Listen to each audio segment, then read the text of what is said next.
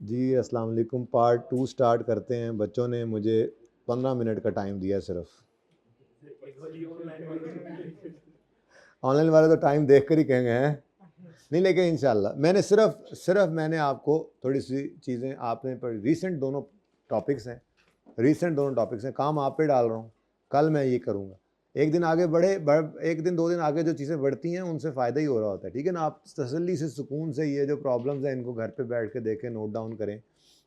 मैं आपको प्रोसेस और स्टैंडर्ड की समरी सामने आपके जो बना के लाए वो दिखाता हूँ, और फिर ये दोनों रीसेंट अटैम्प्ट वाले सवाल आप पहले अटैम्प्ट करें। अच्छा है, मैंने तो करवा ही देने हैं, मैंने तो करवाने हैं। आपका टेस्ट क्या है? रीसेंट अटैम्प्ट में पर्चा है, पर्चे में सवाल आया था, ओहो यार हो गया, चलो अच्छी बात है यार, गुड। तो फिर कल मैं आगे वो आपसे डिस्कस कर दूंगा, ठीक है। लेकिन जो जाहिद वाला सवाल है उसका मैं सिर्फ सोल्यूशन दूंगा, टाइप करने के लिए दे आया हूँ, ठीक है, वो मिल जाएगा। और दूसरे सोल्यूशंस आ चुके हैं ग्रुप्स के अंदर। कुछ बच्चे कह रहे हैं आ गए, कुछ नहीं, इसमें कोई एक आधा मिसिंग हो अलग बात है। एक हैंड आउट आया होगा जिसके अंदर 3 से 4 सॉल्यूशंस होने चाहिए। जाहिद मैंने इसलिए नहीं कराया था कि आज करेंगे। अच्छा जी, सुने सुने सुने सुने चलें जी, अब ये 15 मिनट में नहीं शामिल था, ओके। अच्छा जी, स्टैंडर्ड कॉस्टिंग और वेरिएंस एनालिसिस का ये टॉपिक जो है, इसके अंदर जो ये तो बिल्कुल ताज़ा ताज़ा ही, तो ऐसे ही आपको लगेगा जैसे अभी बस हाँ ये सारी बातें हमारे सामने ही। अगर proper standard card per unit नहीं गिवन तो पहले उसको बनाओ, ये मेरा मशवरा रहा है आपको, ठीक है। फिर फार्मूलाज को लिखो और रिक्वायर्ड वेरिएंस के, ठीक है, और डेटा को फार्मूलाज के अंदर वेरिएंस निकाल लो। सिंपल सा मैंने आपको 2 स्टेप्स लिखकर बताया, यही काम करते थे हम, ठीक है। अगर अब मसला क्या आता था जी, हमने देखा था कि आपको स्टैंडर्ड पर यूनिट देगा, बजटेड यूनिट्स देगा, तो आप जब स्टैंडर्ड पर यूनिट को बजटेड यूनिट से मल्टीप्लाई करते हैं तो बजटेड फिगर आती है। जब आप प्रॉफिट स्टेटमेंट बजटेड बनाते थे और साथ एक्चुअल भी बनाते थे, तो स्टैंडर्ड को बजटेड प्रोडक्शन से मल्टीप्लाई करने से आपके पास क्या आता है? Budgeted figure. और स्टैंडर्ड को एक्चुअल से करें तो वो स्टैंडर्ड, लेकिन टोटल स्टैंडर्ड फिगर होती है, जिसको हम कहते थे स्टैंडर्ड फॉर एक्चुअल। याद आ रहा है स्टैंडर्ड फॉर एक्चुअल? ये दोनों में फर्क है, ठीक है। तो अगर स्टैंडर्ड को बजट से मल्टीप्लाई करेंगे तो ये टोटल बजटेड फिगर आएगी, जिसको आप एफओएच के वेरिएंस के लिए यूज करते थे। और अगर स्टैंडर्ड पर यूनिट को एक्चुअल यूनिट से मल्टीप्लाई करेंगे तो ये टोटल स्टैंडर्ड फिगर आएगी। टोटल स्टैंडर्ड क्या होता है? टोटल स्टैंडर्ड होता है, ये सर स्टैंडर्ड तो पर यूनिट होता था, ठीक है, तो वो जो स्टैंडर्ड फॉर एक्चुअल होता था ये उसकी फिगर निकलेगी, ठीक है। फिर किस तरह के सवाल इसके अंदर आते हैं ये हमने देखा था, इधर देखें। ये सारा कुछ हमने पढ़ा हुआ है, कोई ऐसी चीज़ तो है नहीं कि जो हमने पढ़ी ना हो कि मैं पढ़ा रहा हूँ। यही कह रहा था 15 मिनट मुझे दे दो, लेकिन आप लोग मरने वाले हुए हैं। Calculation of budgeted profit using marginal और एब्जॉर्प्शन करते रहे। Calculation of actual profit using marginal और absorption. Calculation of given variances, reconciliation of budgeted and actual profit. इस 4 के अलावा कोई 5वीं तरह का सवाल हो नहीं ना सकता, इसमें है ही कोई नहीं, ठीक है। अगर आपने बजटेड प्रॉफिट्स निकालने हैं मार्जिनल एब्जॉर्प्शंस के लिए, तो क्या टिप थी और क्या प्रैक्टिस करवाई थी आपको? यूज ऑल बजटेड डेटा, कोई एक्चुअल चीज यूज नहीं करते थे हम। मैं लिखवाता था बकायदा, budgeted sale, budgeted cost of sale, budgeted fix cost total, budgeted variable cost, ताकि आपको ये बात याद हो कि अगर बजटेड प्रॉफिट निकाल रहे हैं आप, चाहे मार्जिनल से चाहे एब्जॉर्प्शन से, बजटेड प्रॉफिट के अंदर सारी फिगर्स कौन सी लेनी थी? सारा डाटा कौन सा? बजटेड। और एक्चुअल के लिए सारा एक्चुअल डाटा, ठीक है। फिर आपको वेरिएंस निकालने पड़ते थे, और जब आप वेरिएंसेस निकाल लेते थे, आपको बजटेड और एक्चुअल प्रॉफिट्स, ये मार्जिनल वाले हों या एब्जॉर्प्शन वाले हों, दोनों तरह के हो सकते थे ना। बजटेड और एक्चुअल प्रॉफिट की रेकंसिलिएशन बनानी पड़ती थी, जिसकी शक्ल ऐसी होती थी, बजटेड प्रॉफिट्स आप ऐड करते थे फेवरेबल वेरिएंसेस, लेस करते थे एडवर्स। ताज़ी बात है ना, इसलिए ज़्यादा टाइम नहीं लगना, इसीलिए मैं इसको अब करवा रहा हूँ। जब मैं जाऊंगा डिसीजन मेकिंग की रिवीजन के अंदर तो मुझे फॉर्मेट्स रिवाइज करने में थोड़ा ज़्यादा टाइम लगेगा, लेकिन फॉर्मेट्स ऐसे ही मैंने एक जगह इकट्ठे कर देने आपके लिए, उठा के जहाँ बनाए हुए थे, और कोई एडिशनल चीज़ होगी तो वो उसके ऊपर लिख के ले आऊँ, ताकि आपके सामने जब डिसीजन मेकिंग की बात हो तो डिसीजन मेकिंग के जितने फॉर्मेट्स हैं वो तो फैले हुए थे ना आपके चैप्टर में, कोई किसी सवे के ऊपर, तो वो सारे के सारे बस इकट्ठे करने और क्या करना है। तो थोड़ी सी हिम्मत करके ये रिवीजन कर लो, फायदा हो जाएगा, चीज़ें समराइज हो जाती हैं, ठीक है। अच्छा, अब calculation of budgeted profit, calculation of actual profit, calculation of variances और reconciliation of budgeted and actual profit, variances को यूज करके ये होता था। और बोलो ये तो सारे ऐसे ही सीधे सीधे हैं, इसके अंदर ये काम करना था, ये नजर आ रहा है, ठीक है। और इसके अंदर ये प्रॉफिट स्टेटमेंट्स हमने बनाई थी डेटा यूज करके, अभी भी ताज़ा है हमारे, कहते हैं ना मुंह में जायका अभी भी बाकी है इन प्रॉफिट स्टेटमेंट्स का, जो बोर्ड के उस तरफ हमने 2-3 दिन पहले तक बनाई थी, ठीक है। वेरिएंसेस जो थे वो कितनी किस्म के थे, ये आपके सामने कॉस्ट के वेरिएंसेस हैं सिर्फ इस वक्त, ठीक है। सेल वेरिएंस मैंने अलग रखे हैं, ठीक है। Cost variances, material, labour, variable overhead, fixed overhead, सबके फॉर्मूलाज आपको आते हैं, सिर्फ पिक्चर आपके सामने रखा हूं, ठीक है। मटेरियल में प्राइस वेरिएंस और यूजेज वेरिएंस, मिक्स और यील्ड में कब, जब मल्टीपल मटेरियल्स हो और क्वेश्चन रिक्वायर करे। सारी बातें बताई हैं, सिर्फ एक जगह पे इकट्ठी करके बता रहा हूँ, थोड़ा सा टाइम निकालना है इसलिए, ठीक है ना। मुझे पता है आप लोगों ने फौरन जो है ना वो बिस्तर बांध लेने होते हैं, बिस्तर ना बांधे अभी, ठीक है। चीज़ें हैं बहुत सारी, अभी प्रैक्टिस के अंदर आएंगी, चीज़ें समराइज हो जाएंगी, फायदा हो जाएगा आपको। जब भी आपने स्टैंडर्ड कॉस्टिंग रिवाइज करना होगा, आप अपने बनाए ऐसे करके अपना रजिस्टर यूं कर लें, बेशक ये बनाते हुए आपने प्यारा सा करके एक सफ़े के ऊपर इस समरी को लिख लेना है। स्टैंडर्ड कॉस्टिंग रिवाइज करने लगे, एक नज़र इसको डाल लें, अच्छा यार बस ठीक है, बेहतरीन हो गया। जो क्वेश्चन रिवीजन प्लान में है वो क्वेश्चन सिर्फ आप एक सीटिंग में बैठ के करें, स्टैंडर्ड कॉस्टिंग रिवाइज, पर्चे के लिए फ़ायदा हो जाएगा, बाकी आपकी मर्जी, ठीक है। नेक्स्ट, लेबर के वेरिएंस थे, विदाउट आइडल टाइम, पुरानी बात, रेट होता था, एफिशिएंसी होता था। विद आइडल टाइम जब हुआ था तो क्या हुआ था, अनप्लैंड और प्लैंड वाला मसला आया था। ये वहां पर तफसील से बने हुए टेबल्स हैं, सिर्फ यहाँ पे समरी है ना, ठीक है। अनप्लैंड के अंदर रेट और एफिशिएंसी उसी तरह से होता था, एक आइडल टाइम वेरिएंस न्यू आया था, ठीक है।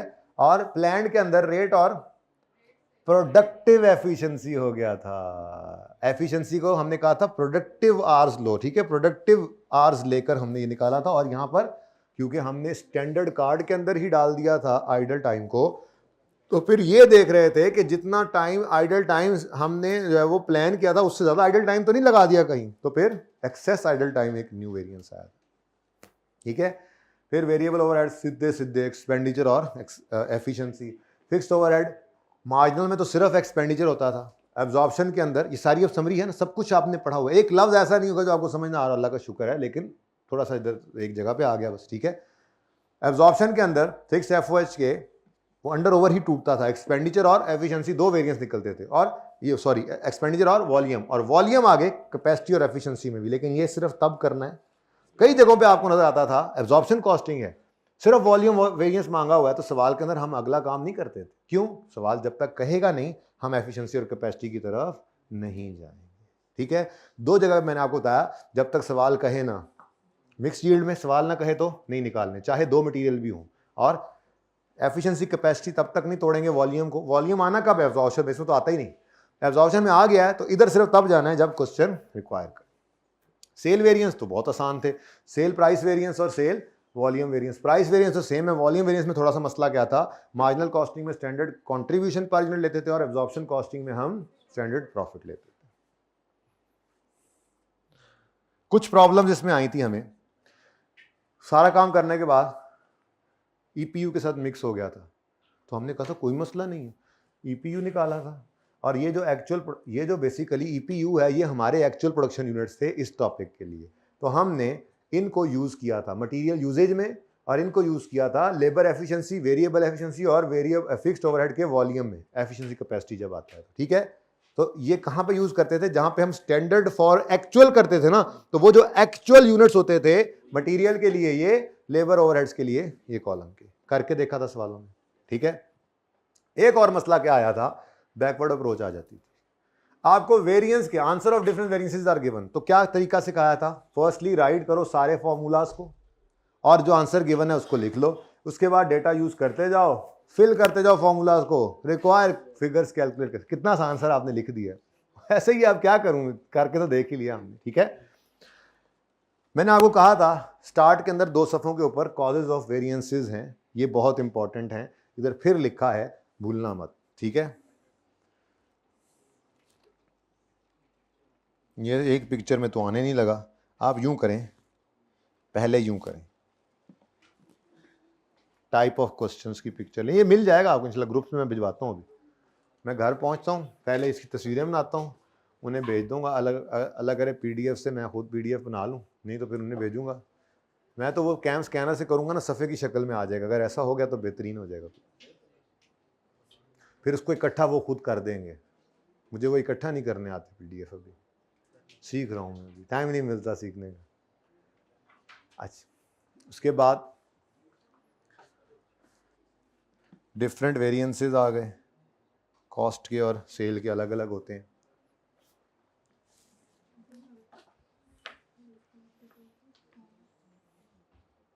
दस मिनट हो गए हैं। बस ये इतनी सी रिवीजन, अगर प्रोसेस कॉस्टिंग की भी हो तो अगर 15 से 20 हो भी जाए तो कोई मसला तो नहीं है, बस थोड़ा सा काम है, जो बनने लग जाए चीज़ लगा लेने दो यार। कल फिर बस इसके सवालों का मसला हो ना, इसकी रिवीजन तो फिर खाम खाना। असल में इनकी रिवीजन होनी नहीं चाहिए थी, ये मैंने वैसे ही कागजी कार्रवाई की है। हाँ, उसकी वजह यह है कि ये बिल्कुल अभी अभी करके हम हटे हैं ना, इसमें क्या रिवीजन करें। देखो अब हम पढ़ रहे हैं तो यार अब पता तो है यार, अभी भी याद है, अभी भी ये भी बात याद है, ये भी याद है, इसलिए। लेकिन बहरहाल कोई बात नहीं, कोई बात नहीं, कम से कम समरी बनी तो है ना आपके लिए।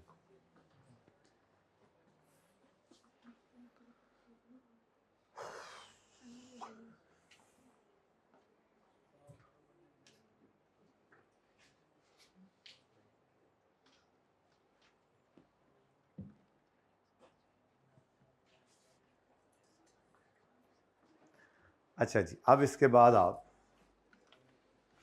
ज़रा तशरीफ़ लाएं अपने चैप्टर पे, और ज़्यादा नहीं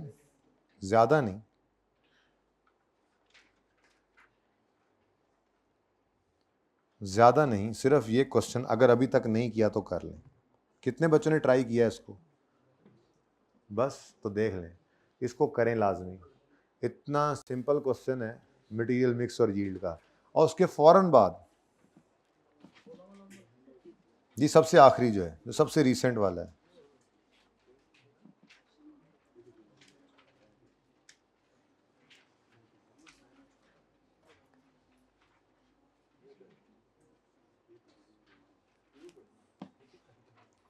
उसके बाद जनाब, अब आप लोगों ने मुझे इतना कम टाइम दिया इसलिए मैं पढ़ा तो नहीं रहा सवाल, लेकिन मैं गारंटी करता हूं कि आप, उम्मीद है अल्लाह की ज़ात से कि आप लोग इस 15 नंबर के सवाल को सुकून से कर जाएंगे। बस थोड़ा ध्यान से सवाल को करना, ध्यान से। रीसेंट टाइम का सवाल है, ठीक है। ये रीसेंट टाइम का सवाल 15 नंबर का आपको इतना सिंपल लगेगा कि आप कहेंगे हाँ वाकई हक बनता था कि एक दो सवाल मुश्किल भी होते, जो इंशाल्लाह करेंगे इसके ही हैं, ठीक है। कि ये 15 नंबर तो मुफ्त के हैं, इसमें से हर बच्चा 13-14 नंबर ले जाएगा। सिंपल, सेल प्राइस वॉल्यूम निकालो, मटेरियल प्राइस यूजेज निकालो, labour rate, efficiency, fixed overhead, spending और वॉल्यूम। नहीं बोला तो एफिशिएंसी कैपेसिटी में नहीं जा रहे, और वेरिएबल ओवरहेड एक्सपेंडिचर एफिशिएंसी, ठीक है। बिल्कुल सिंपल है। बस थोड़ा सा मसला ये था कि ये सेल्स टोटल दे दी, स्टैंडर्ड वाली भी और एक्चुअल वाली भी। हमारे मतलब का नहीं, हम तो अपना कार्ड बनाएंगे। ये स्टैंडर्ड है, ये एक्चुअल है, ये एक्चुअल भी टोटल में है, और नीचे भी कुछ डाटा उसने दे दिया थोड़ा सा। एक यहाँ पर उसने ये बताया कि एक यूनिट के ऊपर 10 किलो मटेरियल के लगते हैं, 2 लेबर आवर्स लगते हैं, तो थोड़ा डाटा ज़रा डिफरेंट तरीके से था, लेकिन आपने वही तरतीब रखनी, अपना स्टैंडर्ड कार्ड बनाना, जो कि बन जाएगा इंशाल्लाह। उसके बाद आप वेरिएंसेस निकालेंगे। कभी उम्मीद है अल्लाह की ज़ात से कि आपको मसला इसमें नहीं आएगा, ठीक है। बस एक और रिवीजन छोटी सी प्रोसेस कॉस्टिंग की, ठीक है, क्योंकि ये भी ताज़ा ही है आपके पास अभी तक। प्रोसेस कॉस्टिंग ये यार बस ऐसे थोड़ा सा ये ख़त्म है, ये आगे है ही कुछ नहीं। देखो आगे तो अभी भरेगा कल के लिए, लेकिन उससे पहले आप ये सवाल करके आओगे, मैं चेक करूँगा, मुझे रिटर्न कुछ मिलेगा, तब मैं आगे रिवाइज़ कराऊँगा। और आगे वाली रिवीजन तो वैसे भी ज़रूरी है, भूले पड़े। रेलेवेंट कॉस्टिंग इंशाल्लाह कल हम करेंगे रिवाइज़, और हम डिसीजन मेकिंग रिवाइज़ करेंगे। प्लान मेरा ये है, ठीक है। तो उसके लिए मुझे कुछ चाहिए ना रिटर्न में। ये 2 सवाल हैं, रीसेंट टाइम का दूसरा सवाल भी आप ट्राई कर सकते हैं, पर वो तो मुझे लाजमी कराना पड़े, शायद उसमें मसला हो, मैंने अभी पढ़ा नहीं ध्यान से। वैसे process costing for calculation of product cost, पहला लेक्चर देखोगे लिखा होगा, ठीक है। In case of continuous production of similar production, ठीक है। तो 4 तरह के सवाल हमने देखे थे। चलो छोड़ो, opening work in process, normal loss, abnormal loss, completed output और क्लोजिंग वर्क इन प्रोसेस, ये 4 चीजें आ सकती हैं मैक्सिमम, ठीक है। ओपनिंग, इनपुट, आउटपुट और क्लोजिंग, और नॉर्मल एबनॉर्मल लॉस भी बीच में आ जाता था, ठीक है। ओपनिंग, क्लोजिंग, कंप्लीटेड, हाँ इनपुट बीच में नहीं वैसे, क्योंकि ईपीयू के अंदर ये यूज होते थे ना, ठीक है। बहरहाल ठीक है, ये मैक्सिमम चीजें इसके अंदर आती थी प्रोडक्ट कॉस्ट की कैलकुलेशन के लिए। किस किस तरह के सवाल इसमें आते थे? पहले इन दो की बात ही करते हैं। जब हमारा जॉइंट बाय प्रोडक्ट शुरू नहीं हुआ था तो process costing with losses only, पहली कैटेगरी, जिंदगी आसान, कॉस्ट पर यूनिट निकालने का फॉर्मूला होता था total cost of input minus normal loss scrap का, नॉर्मल लॉस का स्क्रैप माइनस जो है वो नॉर्मल लॉस की, सॉरी इसमें वो अभी मैंने वो नहीं डाला बाय प्रोडक्ट, वो भी यहाँ पे ये वाला फॉर्मूला यूज किया था, मुझे मेरे जहन में वही चल रहा था। ठीक है, ये सिंपल अभी जॉइंट प्रोडक्ट अलग अलग रखें तो कॉस्ट पर यूनिट में क्या, टोटल कॉस्ट इनपुट की, नॉर्मल लॉस की, स्क्रैप वैल्यू। और एक सवाल में देखा भी था स्क्रैप को उल्टा डिस्पोज करने की कॉस्ट आई थी, तो वो कॉस्ट आप यहां पर ऐड कर दें। ठीक है, इफ एनी स्क्रैप अगर नॉर्मल लॉस कब लेना है, जब कभी गिवन हो, नहीं होगा था तो यहां पर जीरो लेते थे। ठीक है, इसकी बात क्या हो रही है, अच्छा ये return as credit side on credit side of process account, ये छोटी छोटी बातें लिखी हैं जो हम करते थे, क्योंकि ये जरा मैंने इस हिसाब से रिवाइज करना बनाया था कि लेट से आप महीने बाद कर रहे हो रिवाइज, तो आपके जहन के अंदर ये बातें, ठीक है ना। Disposal cost of normal loss कब लेते हैं, अगर सवाल के अंदर गिवन हो। इसको हम प्रोसेस अकाउंट की डेबिट साइड पे भी लिख सकते थे, ये ट्रीटमेंट करके देखा था हमने। ठीक है, अच्छा जी, प्रोसेस कॉस्टिंग विद लॉसेस नहीं होता सिर्फ, और closing opening work in process आ जाते हैं तो फिर गेम ऑन हो जाती है। ठीक है, अगर opening closing work in process आ जाएं तो फिर दूसरी मुसीबत आन पड़ती है फाइफो और एफको। पर मुसीबत क्या है, सिर्फ ईपीयू बनता था, बाकी सब तो वैसे ही। तो ईपीयू के अंदर एफको में आपने actual output, closing work in process, normal abnormal loss, abnormal या लॉस एबनॉर्मल गेन और क्लोजिंग वर्क इन प्रोसेस लेना होता था। ठीक है, अब एक्चुअल आउटपुट सिर्फ आता था, ओपनिंग शोपनिंग कोई नहीं। ये भी stage of completion, normally 100% complete होता है, ये भी स्टेज ऑफ कंप्लीशन, ये स्टेज ऑफ इंस्पेक्शन पे आता है। ठीक है, ईपीयू निकल आए, लेकिन अगर फाइफो में आते थे तो ओपनिंग को अलग रखते थे, ईपीयू के अंदर भी एक्चुअल आउटपुट फ्रॉम ओपनिंग, और इसको लेते थे रिमेनिंग स्टेज ऑफ कंप्लीशन के हिसाब से। एक्चुअल आउटपुट फ्रॉम करंट ये 100% कंप्लीट होता था, closing working process of normal loss या गेन और ईपीयू निकल आता था। ये स्टेज ऑफ कंप्लीशन और ये स्टेज ऑफ इंस्पेक्शन, अलग अलग करके पकड़ लेते थे cost, brought down cost plus current cost, और अगर स्क्रैप होती तो मटेरियल वाले में से माइनस करते थे, और यूनिट्स ये वाले उठाकर ईपीयू वाले। कन्वर्जन के ईपीयू आ गए तो brought down cost plus current cost, brought down plus current, brought down plus current, याद आ रहा है, क्योंकि मेथड कौन सा होता था, एफको। तो इसलिए यहां पर क्या निकलती थी, एवरेज कॉस्ट। यादें ताजा हो रही हैं। फाइफो के अंदर आए तो आपकी ईपीयू निकल आए, अब यहां पर आपके पास एवरेज कॉस्ट नहीं होती थी, करंट कॉस्ट होती थी। ब्रॉड डाउन नहीं लेते थे, सिर्फ करंट कॉस्ट लेते थे। हाँ, मटेरियल तो यहीं पर ही आता था। ठीक है, यहां तक कोई मसला। आगे बढ़े और प्रोसेस कॉस्टिंग के अंदर जॉइंट बाय प्रोडक्ट भी आने लग गए, तो मसला नहीं। सबसे पहले calculation of joint production cost होती थी, जो नॉर्मली आप प्रोसेस अकाउंट बनाकर या गिवन हो या निकाल लेते थे। ठीक है, यूजिंग प्रोसेस अकाउंट। फिर उसकी मसला क्या होता था, उसकी एलोकेशन यूनिट्स की बेस पर कभी नहीं देखा, सेल वैल्यू की बेस पर, लेकिन सेल वैल्यू प्रोडक्शन यूनिट्स, हाँ एक दो पुराने सवालों में देखा। टोटल एनआरवी ऑफ, सारे सवाल इसी में। ठीक है, तो इसके अंदर करते क्या आते हम, sale price per unit, selling cost per unit, और ये अक्सर मुसीबत डालती थी हमें फर्दर प्रोसेसिंग कॉस्ट। एक दो सवालों में गिवन थी, जिंदगी आसान हो गई थी, वरना ये अगला प्रोसेस में घुसकर वहां से निकाल कर लाना पड़ता था, तो एनआरवी निकल आती थी। ठीक है, product wise profit calculation under marginal या एब्जॉर्प्शन करते थे। अब ये लेक्चर 90 या इसी तरह से ही था, बहरहाल छोड़ो, इसको छोड़ो, 90s में ही था। खैर चलें, ये जनाब आपकी प्रोसेस कॉस्टिंग की रिवीजन है, इतनी ही है, काफ़ी है। आप इस सवाल को देखें ज़रा, मैं दिखा देता हूँ तस्वीर, ये लो, पहले तुम यह देख लो, वैसे मेरी गल ना पूरी सुनना, फोटो खिंच लो, फोटो लो लो लो भाई, माजरत 5 मिनट ऊपर हुए हैं, बस मैं सवाल देखकर छुट्टी, वैसे छुट्टी है जिसने जाना हो, मैं सिर्फ सवाल दिखाना है। अब भाई 1 मिनट रुक जाओ, क्या आप जाओगे छोड़ के आधे रास्ते। जब आप दरमियान में किसी प्रोडक्शन प्रोसेस के खड़े हैं, पहले उससे कोई प्रोसेस है, आपका सब्सिक्वेंट प्रोसेस है, तो एक कॉलम यहां पर ऐड हो जाता है, उसमें सेम यही चीज, उसमें मसला सिर्फ एक ही दफा आया था कि अगर आपके पिछले पीरियड से यूनिट्स आए हैं और इस सवाल, इस प्रोसेस के अंदर स्टार्ट में मटेरियल नहीं लगता, वो एक ही सवाल है, वो दोबारा कर लेना, जिंदगी आसान हो जाएगी इंशाल्लाह। पहले ले लेनी थी ना तस्वीर यार, मैं इतना पेट्रोल मेरा इधर से इधर आते हुए लग जाता है।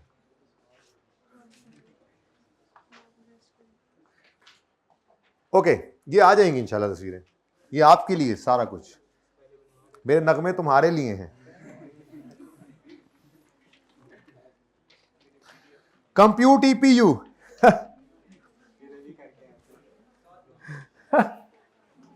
आपको कोई मसला होना है? सवाल भी पढ़ते हैं ऐसे क्विकली ज्यादा नहीं, 2 से 3 मिनट में बस। मैं दोबारा मैं समझाने के लिए भी कहीं नहीं रुकूंगा, सिर्फ एक दफा यूं मैं भी पढ़ लूं ना क्या है, मैंने नहीं पढ़ा।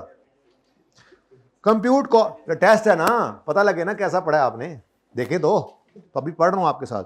Compute cost of finish goods, closing inventory, abnormal gain. यार पता है यार, ये मतलब प्रोसेस अकाउंट ही बनाना है ना हमने, वैसे मैंने सिखाया हुआ है प्रोसेस अकाउंट के बगैर भी ये काम हो सकता है, ठीक है। क्विकली जरा सवाल को पढ़ें।